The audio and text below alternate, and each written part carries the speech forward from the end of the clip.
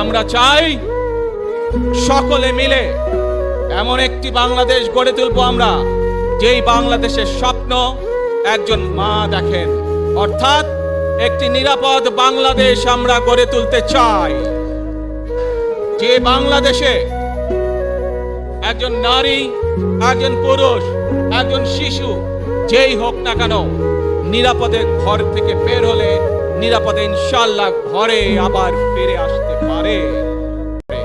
আমরা চাই সকলে মিলে এমন একটি বাংলাদেশ গড়ে তুলবো আমরা, যেই বাংলাদেশের স্বপ্ন একজন মা দেখেন।